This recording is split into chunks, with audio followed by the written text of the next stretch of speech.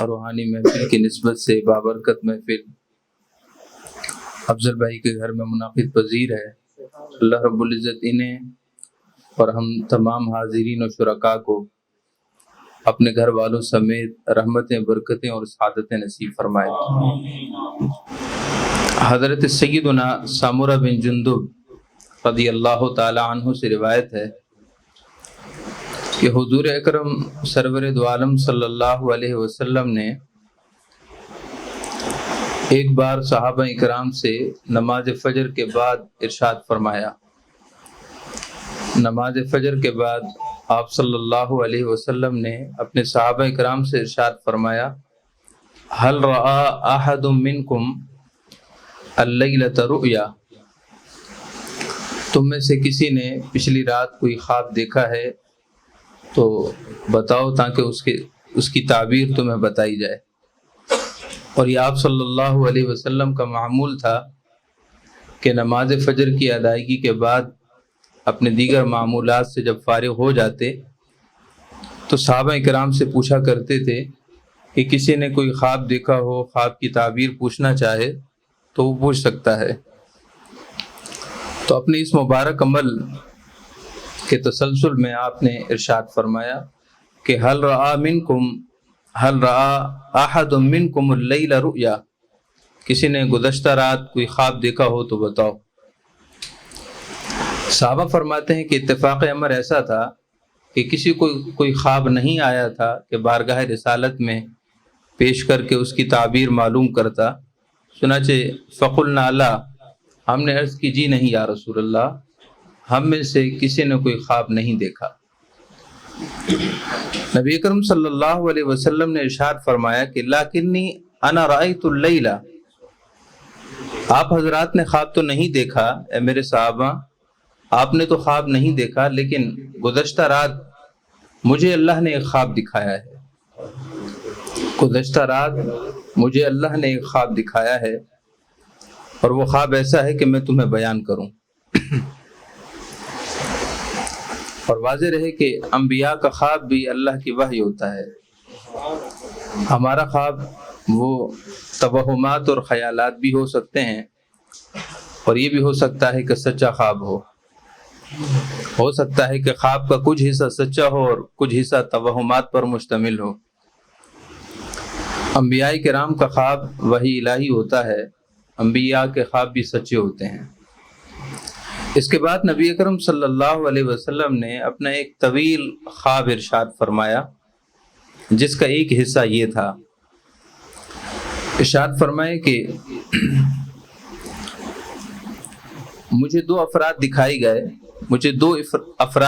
گئے، میں نے دو افراد کو دیکھا۔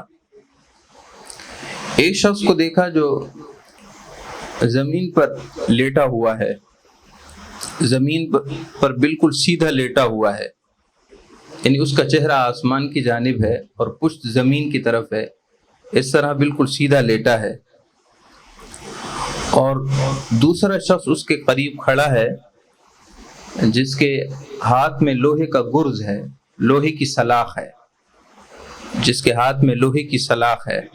حدیث پاک کے لفظ سماعت فرمائیے، ارشاد فرمایا حتی اتینا علی رجل مستلق علی قفاہ، میں ایک ایسے شخص کے پاس گزرا کہ جو زمین پر بالکل سیدھا لیٹا ہوا ہے، وَإِذَا آخَرَ قَائِمٌ عَلَيْهِ بِقُلُوبٍ مِّنْ حَدِيدٍ، اور دوسرا اس کے قریب کھڑا ہے جس کے ہاتھ میں لوہے کا گرز ہے، لوہے کی سلاخ ہے۔ فَإِذَا هُوَ يَأْتِي أَحَدٌ شق وجهه فيشق شدقه حتى يبلغ الى قفاه، اور وہ دوسرا شخص لوہے کی سلاخ، لوہے کا گرز اس لیٹے ہوئے شخص کے منہ میں ڈال دیتا ہے، اور اس کے بعد اس کے منہ کی ایک طرف کو رخسار کو اس کے کان تک چیر دیتا ہے۔ وہ کھڑا ہونے والا شخص لوہے کی سلاخ اس کے منہ میں ڈال کر اور اس کے منہ کی ایک جانب کو اس کے کان تک بالکل چیر دیتا ہے، اور اس کے بعد پھر دوبارہ بائیں جانب کو بھی اسی طرح چیر دیتا ہے۔ اتنے میں وہ سیدھی جانب جس کو چیرا گیا ہوتا ہے وہ پھر ٹھیک ہو جاتی ہے اور دوبارہ وہ سیدھی جانب کو دوبارہ چیر دیتا ہے۔ اس طرح دائیں بائیں اس شخص کے ساتھ اس طرح کا اذیت ناک سلسلہ جاری تھا۔ محترم معزز سامعین کرام، غور فرمائیے کہ آپ حدیث سن رہے ہیں جس کے راوی حضرت سمرہ بن جندب ہیں اور مختلف محدثین نے اس حدیث پاک کو ذکر فرمایا ہے۔ ذرا غور کیجئے کتنا اذیت ناک معاملہ ہے، کتنا تکلیف دہ مرحلہ ہے۔ دراصل وہ جو شخص لیٹا ہوا تھا وہ ایک گناہ گار انسان تھا، اور جو کھڑا ہونے والا شخص اس کی دائیں بائیں اس کے منہ کو چیر رہا تھا وہ اللہ کے حکم سے اللہ کا فرشتہ تھا جو اس پر اس عذاب اور تکلیف کے لیے مقرر اور متعین تھا۔ نبی اکرم صلی اللہ تعالی علیہ وسلم نے اس حدیث پاک کے آخر میں اس گناہ کا ذکر فرمایا۔ ارشاد فرمائیں کہ مجھے اللہ کے فرشتوں نے اللہ کے حکم سے یہ بتایا کہ جو شخص لیٹا ہوا ہے جس کی دائیں بائیں اس کے منہ کو چیرا جا رہا تھا، اس کا گناہ یہ تھا فَإِنَّهُ رَجُلٌ يَخْرُجُ مِن بَيْتِهِ فَيَكْذِبُ الْكَذِبَةَ فَتَبْلُغُ الْآفَاقَ۔ وہ جب گھر سے صبح نکلتا تھا کوئی نہ کوئی جھوٹی بات خود سے گڑھ لیتا تھا۔ گھر سے جب نکلتا تھا تو کوئی نہ کوئی جھوٹی بات خود سے گڑھ لیتا تھا جس کے نہ سر ہوتے تھے نہ پیر ہوتے تھے، خود ساختہ بات بنا لیتا کسی بھی شخص کے بارے میں، اور پھر گھر سے نکلتا تو اس جھوٹی بات کو لوگوں میں عام کرتا تھا، لوگوں میں پھیلاتا تھا۔ چنانچہ اس کے اس گناہ کی وجہ سے مسلسل اس پر یہ تکلیف اور عذاب کا مرحلہ تھا۔ محترم معزز سامعین کرام، اس کی تفصیل اور وضاحت سننے سے پہلے ایک اور حدیث پاک بھی سماعت فرمائیے۔ حضرت سیدنا لقمان حکیم کا نام ہم سب نے سنا ہے، اللہ تعالیٰ کے معروف اولیاء اور صلحاء میں سے ہیں جن کا ذکر قرآن پاک میں بھی ہے، بلکہ آپ کے نام سے ایک قرآن پاک کی مکمل صورت موجود ہے، سورہ لقمان۔ اللہ تعالیٰ نے قرآن پاک میں آپ کی شان اس طرح ارشاد فرمائی ہے وَلَقَدْ آتَيْنَا لُقْمَانَ الْحِكْمَةَ أَنِ اشْكُرْ لِلَّهِ۔ ہم نے سیدنا لقمان حکیم کو حکمت، دانائی اور سمجھداری عطا فرمائی ہے، اور پھر ان کی حکمت کی باتوں کو قرآن پاک میں ذکر کیا گیا ہے۔ جن کی دانائی اور حکمت کا ذکر قرآن پاک کی آیات میں ہمیشہ کے لیے باقی رکھا گیا ہو، ان کی شان کتنی بلند و بالا ہے۔ حضرت لقمان حکیم سے کسی نے پوچھا ما بلغ بک ما نرا، اے لقمان حکیم ارشاد فرمائی کہ آپ کو اتنا بڑا درجہ کیسے ملا ہے، آپ اتنے بڑے رتبے کے حامل کیسے ہوئے کہ حکمت کی باتیں لوگ آپ سے سیکھتے ہیں، حکمت اللہ نے آپ کے دل میں اتار دی ہے، آپ جو بولتے ہیں وہ حکمت ہو جاتا ہے۔ حکمت اور دانائی آپ کے قلب انور کا اس طرح حصہ ہو چکا ہے کہ آپ جو بھی گفتگو فرمائیں، آپ جو بات بھی تکلم فرمائیں، آپ جو بات بھی زبان مبارک سے ارشاد فرمائیں، وہ حکمت کا خزینہ ہوتا ہے، دانائی اور فہم و فراست سے لبریز ہوتا ہے۔ آخر کیا وجہ ہے کہ آپ کو اتنی بڑی شان ملی ہے؟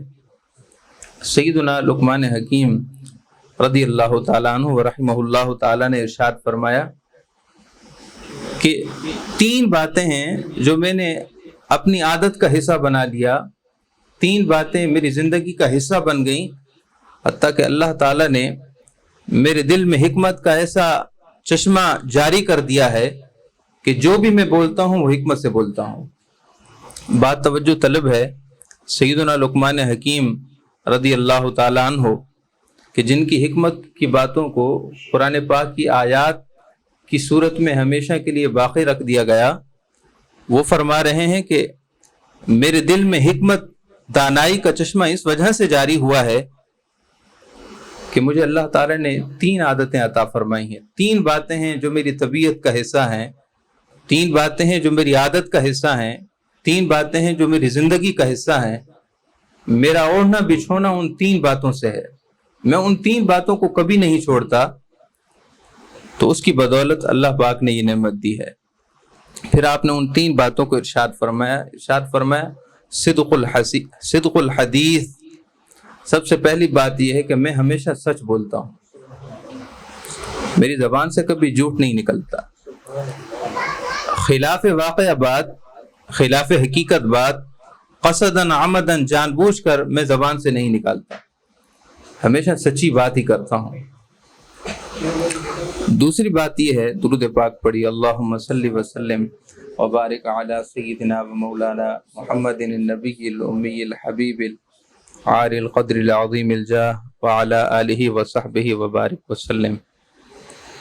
محبت سے درود پاک پڑھ لیجئے، صلی اللہ علی النبی الامی وآلہ صلی اللہ علیہ وسلم، صلاۃ و سلام علیک یا رسول اللہ. حدیث پاک میں ہے کہ جو کوئی مجھ پر درود پاک پڑھے اس کے لیے مجھ پر درود پاک پڑھنا پل صراط پر اس کے لیے نور ہوگا. ارشاد فرمائے کہ مجھ پر تمہارا درود پاک پڑھنا یہ پل صراط پر تمہارے لیے نور اور روشنی ہوگا.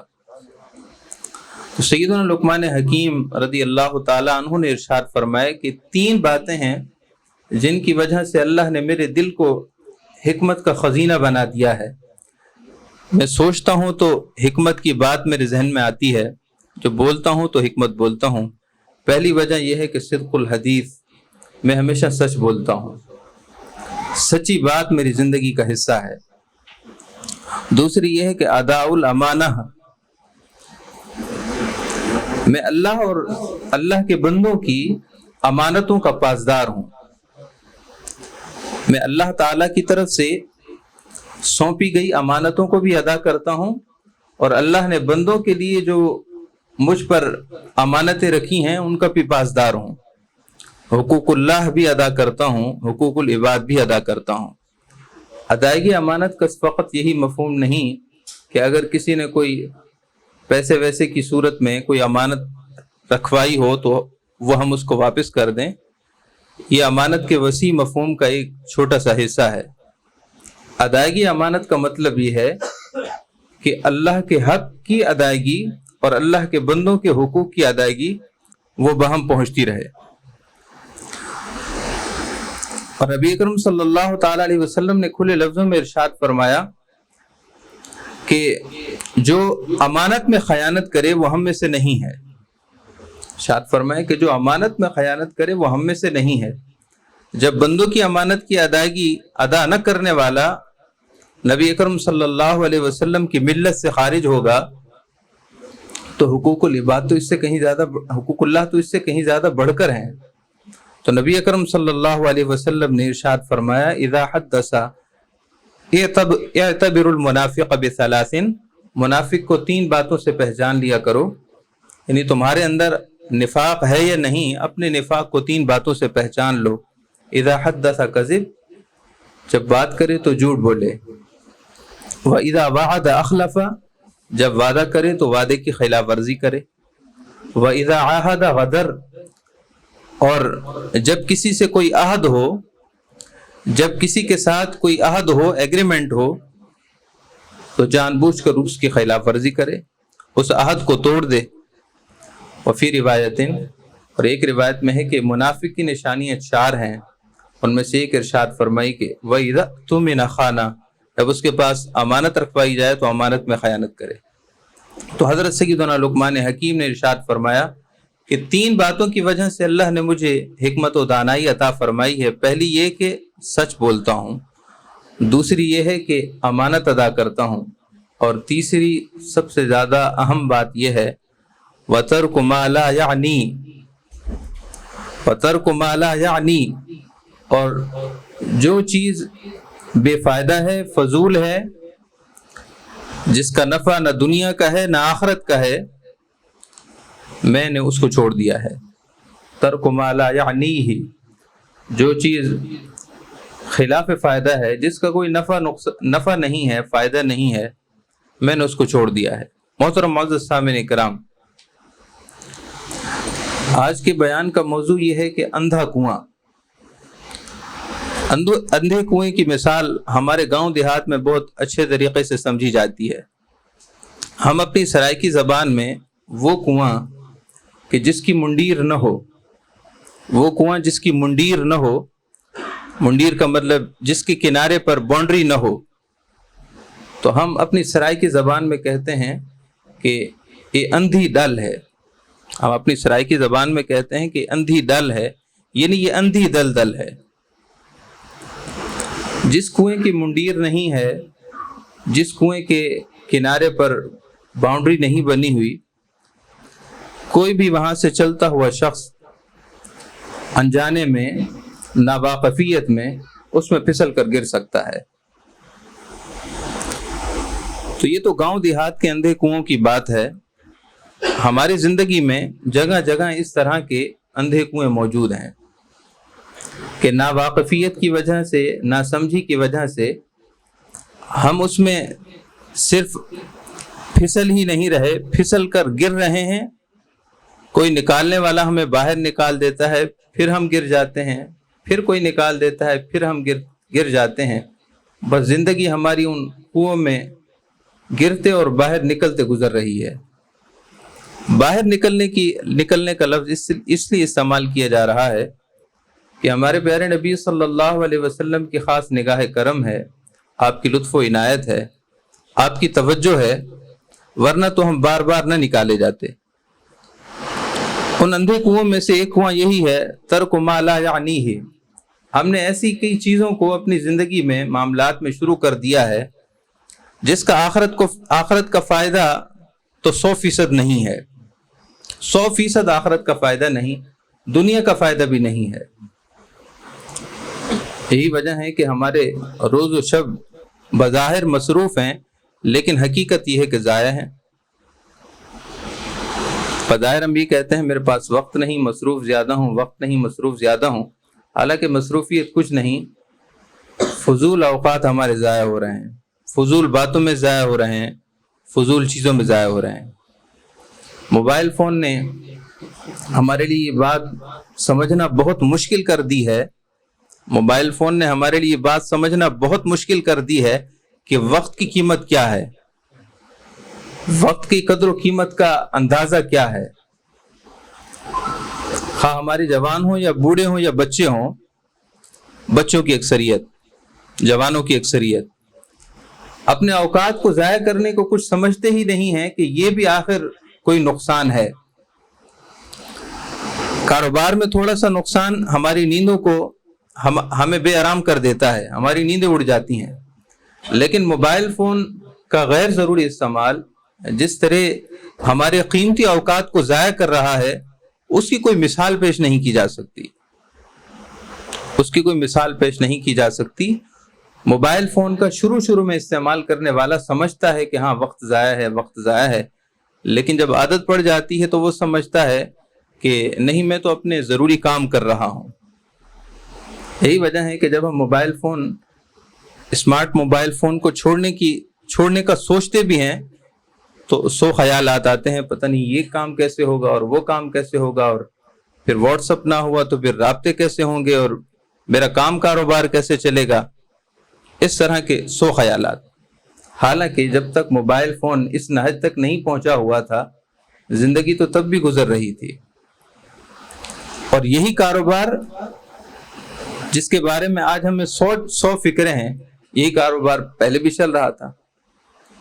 کاروبار چینج نہیں ہوا، بس موبائل فون اس میں اس طرح داخل کر دیا گیا ہے کہ ہم سمجھتے ہیں کہ اس کے بغیر کوئی چارہ کار نہیں. اگر کام ضرورت کی حد تک ہوتا تو پھر بھی بات بجا تھی، لیکن جہاں کئی فضولیات، بلکہ فضولیات سے بڑھ کر کئی معصیات اور گناہوں کا ارتکاب جانے انجانے میں ہم سے ہو رہا ہے. ساری باتیں چھوڑ دیں، صرف اتنی بات آپ غور فرما لیجئے، نگاہوں کی حفاظت کس قدر ہوتی ہے. صرف اس ایک بات کو اگر نگاہ میں رکھیے کہ نگاہوں کی حفاظت کہاں تک ہوتی ہے. ہمارے پیارے نبی صلی اللہ علیہ وسلم نے ارشاد فرمایا، لعن اللہ الناظر والمنظور الیہ، لعن اللہ الناظر والمنظور الیہ، او کما قال علیہ الصلوۃ والسلام. جس کی نگاہ بے حیائی کی طرف اٹھتی ہے، اللہ تعالی اس نظر کو، اس دیکھنے والے کو اپنی رحمت سے محروم کر دیتا ہے. لعن اللہ الناظر، جو نگاہ کسی غیر شائستہ غیر مہذب منظر کی طرف اٹھتی ہے، جو نگاہ کسی ناشائستہ غیر مہذب اور غیر شرعی منظر کی طرف اٹھتی ہے، تو اللہ تعالیٰ اس نگاہ کو، اس نگاہ والے کو اپنی رحمت سے محروم کر دیتا ہے۔ آپ رحمت سے محرومی کا مفہوم شاید نہیں جانتے۔ اگر اولیاء اللہ اور صلحاء سے پوچھئے تو وہ فرماتے ہیں کہ یہ مومن کی موت ہے۔ اللہ کی رحمت سے محرومی کوئی چھوٹی بات نہیں ہے، یہ مومن کی موت ہے، یہ ایمان والے کی موت ہے، یہ ایمان والے کی روحانیت کی موت ہے۔ وہ شخص روحانی طور پر مردہ ہو چکا ہے، جس کو یہ بھی خیال نہیں کہ نگاہ کس طرح استعمال کرنی ہے، جس کو یہ سلیقہ بھی نہیں کہ دیکھنا کیسے ہے اور دیکھنا کس طرف ہے کس طرف نہیں، جس کی زندگی سے یہ رویہ اور یہ طرز اٹھ جائے، وہ شخص جیتے جی مردہ ہے۔ سانس بھی لے رہا ہے، اچھا خاصا چل بھی رہا ہے، لیکن وہ مردہ ہے۔ اولیاء اللہ کی زبان میں وہ مردہ ہے۔ سید پیر محل علی شاہ صاحب رحمۃ اللہ تعالی علیہ کے زمانہ حیات میں ایک مجذوب شخص تھا۔ مجذوب اولیاء اللہ کی زبان میں انہیں کہتے ہیں کہ جن کے قلب پر اللہ کی تجلی اس طرح وارد ہوتی ہے کہ وہ ظاہری رکھ رکھاؤ سے معذور ہو جاتے ہیں، ظاہری رکھ رکھاؤ سے، ظاہری زندگی کے آداب سے وہ معذور ہو جاتے ہیں، چونکہ انہیں اس چیز کا خیال نہیں رہتا۔ تو مجذوب تھا اور وہ اپنے کپڑے بس سطر کی حد تک رکھتے تھے، کپڑے صرف ان کا سطر ڈھپا ہوا ہوتا تھا، اس کے علاوہ ان کے جسم پر کوئی کپڑا نہیں تھا۔ تو لوگ انہیں کہتے تھے کہ بھئی کپڑے تو پورے پہن لیا کرو، تو وہ کوئی جواب نہیں دیتے تھے۔ فرماتے تھے کہ یہاں کوئی انسان ہو تو ان سے بندہ حیا کرے، یہاں تو کوئی انسان نہیں ہے، سب غیر انسان ہے۔ تو سید پیر محر علی شاہ صاحب رحمۃ اللہ علیہ کا اتفاقاً اس علاقے میں ہوا جہاں وہ مجذوب رہا کرتے تھے، تو انہوں نے شور مچانا شروع کر دیا کہ مجھے کپڑے دو، مجھے جسم ڈھانپنا ہے، مجھے کپڑے دو، مجھے جسم ڈھانپنا ہے۔ لوگوں نے متعجب ہو کر پوچھا کہ اللہ کے نیک بندے ولی اللہ، کیا ہوا؟ آپ پہلے تو کہتے تھے کہ کوئی انسان ہی نہیں ہے۔ فرمانے لگے کہ اس علاقے میں انسان نہیں، ایک مرد کامل آ رہا ہے، اس علاقے میں ایک انسان نہیں، مرد کامل آ رہا ہے، اور مجھے شرم آتی ہے کہ میرے جسم پر کپڑے بھی نہ ہوں۔ تو محترم معزز سامعین کرام، وہ بظاہر تو ایسا لگ رہا تھا جیسے زندگی میں نہیں تھے، لیکن حقیقی زندگی تو ان کی تھی۔ تو ارشاد فرمایا لعن اللہ الناظر والمنظور الیہ، جس شخص کو نظر اٹھانے کا ادب نہ ہو کہ دیکھنا کیا ہے اور کیا نہیں دیکھنا، جس شخص میں یہ ادب نہ رہا، وہ اللہ کی رحمت سے محروم ہے۔ اللہ تعالیٰ اس نگاہ پر نظر رحمت نہیں فرماتا جو نگاہ محرمات سے اپنے آپ کو نہیں بچاتی۔ بد نگاہی کی عادت بہت عام ہو چکی ہے۔ محترم معزز سامعین کرام، ایک شخص بند کمرے میں بھی محفوظ نہیں ہے۔ کیوں نہیں ہے؟ اس لیے کہ موبائل فون کا غیر ضروری استعمال ہے۔ ہم بعض دفعہ کہتے ہیں کہ پہلی نگاہ معاف ہے، پہلی غلطی معاف ہے، غلطی معاف ہے۔ غلطی معاف ہونے کا تو یہ مطلب ہے کہ آپ کو اندازہ نہیں تھا کہ یہ ہو جائے گا، آپ کو اندازہ نہیں تھا کہ نگاہ ادھر پڑ جائے گی، اور غلطی سے خطا سے ہو گیا تو ٹھیک ہے، پہلی نگاہ معاف ہے۔ لیکن مجھے تو معلوم ہے، آپ کو تو معلوم ہے کہ میں اگر موبائل فون پر مختلف چیزیں دیکھ رہا ہوں تو کچھ بھی سامنے آ سکتا ہے، کچھ بھی سامنے آ سکتا ہے، اور روز مرہ کا تجربہ ہے کہ کئی بار نگاہوں کے سامنے سے ایسے مناظر ہو گزر جاتے ہیں۔ یہ ہم اپنے دل کو تسلی دے رہے ہوتے ہیں کہ کچھ نہیں ہوتا، کچھ نہیں ہوتا، پہلی نگاہ معاف ہے، اور ہم قصداً جان بوجھ کر نہیں کر رہے، حالانکہ ہم اچھی طرح سمجھتے ہیں کہ کئی بار بد نگاہی کا ارتکاب ہم کر رہے ہوتے ہیں، مسلسل کر رہے ہوتے ہیں۔ حضور اکرم صلی اللہ تعالی علیہ وسلم نے ارشاد فرمایا، حضرت سلمان فارسی نے ارشاد فرمایا کہ مجھے کوئی قتل کرے، پھر مجھے زندہ کیا جائے، پھر مجھے قتل کیا جائے، پھر مجھے زندہ کیا جائے، پھر مجھے قتل کیا جائے۔ آپ نے ثلاثاً ارشاد فرمایا، 3 بار ارشاد فرمایا، 3 بار مرنے کی اذیت برداشت کر سکتا ہوں، لیکن مجھ سے یہ برداشت نہیں ہے کہ میری نگاہ اس طرف اٹھے جس طرف دیکھنے سے اللہ نے منع کیا ہے۔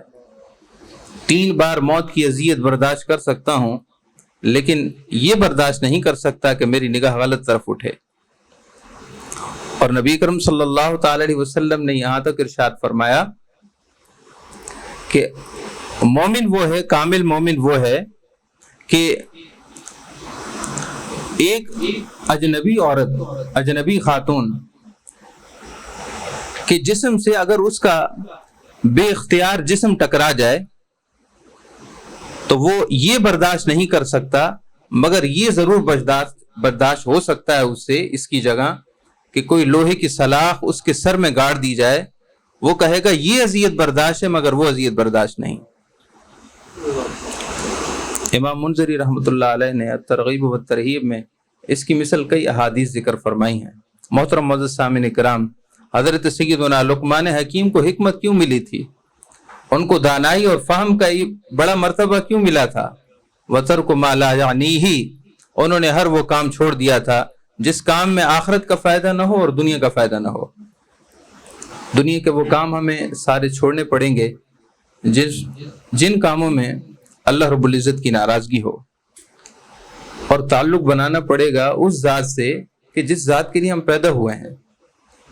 اللہ تعالیٰ نے ہمیں اس دنیا میں اپنی خواہشات کی تکمیل کے لیے نہیں بھیجا، اس کے لیے اللہ نے جنت رکھ دی ہے۔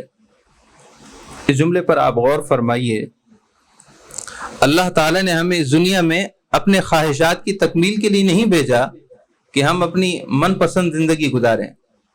من پسند، من چاہے زندگی وہ جنت کی زندگی ہے۔ یہاں وہ کرنا ہوگا جو اللہ اور اس کے رسول کا حکم ہے، دیکھنا وہ ہوگا جو اللہ نے حکم فرمایا ہے، جس میں اللہ تعالیٰ کی طرف سے اجازت ہے، وہ کھانا ہوگا، وہ پینا ہوگا، وہ اڑنا ہوگا، وہ لباس ہوگا، ہماری ساری ضروریات، مشغلے، دلچسپیاں سب اللہ اور اس کے رسول کی رضا کے ماتحت ہوں گی تو کامیابی ہے۔ اور اگر ہم یہ چاہیں کہ بس نماز ایک پڑھ لیں گے اللہ کے حکم پر، باقی مسجد سے باہر جائیں گے تو سب کچھ وہی کریں گے جو ہم چاہیں گے، کبھی بھی کامیابی نہیں ہو سکتی۔ محترم سامعین کرام، آپ کو یہ بات سمجھنی ہوگی اور مجھے بھی سمجھنی ہوگی کہ کامیابی نہیں ہے۔ کامیابی تب ہے جب صبح سے لے کر رات اور رات سے لے کر صبح 24 گھنٹے ہم اللہ اور اس کے رسول کے لیے اپنے آپ کو دے دیں۔ ہمارا جسم بھی اپنا نہیں، یہ سب ہم اللہ کے حوالے کر دیں کہ اللہ جیسے تو چاہے گا میری آنکھ وہی دیکھے گی، جو تو چاہے گا تیرے حبیب صلی اللہ علیہ وسلم جو کچھ فرماتے ہیں ان کی ہدایات ہیں، میری زبان سے وہی نکلے گا، میرے کان وہی سنیں گے، میں وہی کاروبار کروں گا جو اللہ اور اس کے رسول کا حکم ہوگا۔ اللہ اس کے علاوہ نہ میں دائیں ہوں گا نہ بائیں ہوں گا، پھر کامیابی ہے۔ حضرت سیدنا ابراہیم بن ادھم ارشاد فرماتے ہیں، ایک بار میں نے خواب دیکھا کہ مجھے جبریل امی علیہ السلام خواب میں نظر آئے۔ ان کے ہاتھ میں ایک کاغذ تھا، ایک قلم تھا جس پر وہ کچھ لکھ رہے تھے۔ تو میں نے عرض کی، اے اللہ کے فرشتوں کے سردار سید الملائکہ جبریل امی، یہ تو ارشاد فرمائی کیا لکھ رہے ہیں؟ آپ نے ارشاد فرمایا کہ اللہ نے حکم دیا ہے کہ مجھ سے محبت کرنے والوں کے نام لکھو، سو میں اللہ سے محبت کرنے والوں کے نام لکھ رہا ہوں۔ ابراہیم بن ادھم ارشاد فرماتے ہیں کہ میں نے عرض کی، تو جب سب کے نام لکھ لیجئے گا، نام پورے ہو جائیں، فہرست پوری ہو جائے، تو نیچے میرا نام بھی لکھ دیجئے گا۔ یہ حضرت ابراہیم بن ادھم ہے جو صف اول کے اولیاء اللہ میں سے ہیں، صف اول کے اولیاء اللہ میں سے، جن کو صوفیاء کے زبان میں کہا جاتا ہے کہ یہ عشاق الہیہ ہیں، اللہ کے محبین نہیں بلکہ اس سے بڑا درجہ اللہ کے عاشقین میں سے ہیں۔ تو ابراہیم بن ادھم نے ارشاد فرمایا کہ جب سب کے نام لکھ لیجئے گا تو نیچے میرا بھی لکھ دیجئے گا کہ ان کی برکت سے اللہ مجھے بھی اپنے محبین میں شامل فرما لے۔ حضرت ابراہیم بن ادھم ارشاد فرماتے ہیں کہ ابھی میں نے یہ بات کہی تھی کہ غیب سے آواز آئی، اے جبریل امی، اللہ کی طرف سے آواز آئی، اللہ کی طرف سے حکم ہوا، اے جبریل امی ابراہیم بن ادہم کا نام سب سے اوپر لکھنا، ابراہیم بن ادہم کا نام سب سے اوپر لکھنا۔ تو جن کی زندگی کے شب و روز اللہ کی رضا کے لیے وقف ہو جاتے ہیں، پھر ان کی شان یہ ہو جاتی ہے۔